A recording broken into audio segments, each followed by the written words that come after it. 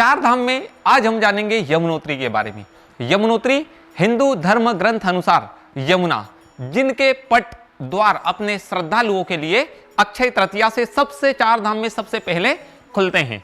अब यदि कहा जाए, यमुना सूर्यदेव और संज्ञा या सवर्षा की पुत्री थी, साथ ही यमुना के भाई थे यमराज। जब यमराज यमुना के घर जाते हैं, यमुना बहुत खुश होती है और उसी दिन वचन लेती है कि जो भी श्रद्धालु यमुनोत्री में स्नान करेगा उसे मृत्यु मार्ग में भी मुक्ति मिलेगी, साथ ही उसे यमलोक में भी पीड़ा नहीं सहन करना पड़ेगा।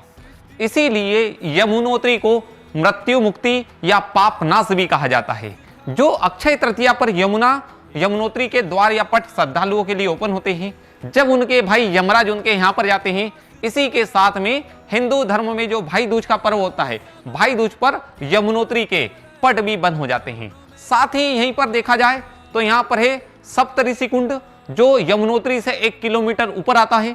वहीं से यमुना का उद्गम होता है और इसी के साथ में चलता रहता है। यहीं पर 2 गर्म कुंड हैं, एक है सूर्य कुंड और एक है गौरी कुंड। श्रद्धालु जाते हैं, पोटली में चावल रखते हैं, उसमें डालते हैं और उसे प्रसाद के रूप में पाते हैं। इसी प्रकार से चार धाम में से सबसे पहला धाम आता है यमुनोत्री, जिसके द्वार या पट अक्षय तृतीया के दिन सबसे पहले खुलते हैं। अब इसी आपको यमुनोत्री के बारे में तो पता हो ही गया। इसी प्रकार से हमने चारों धामों के बारे में डिटेल में बताया है।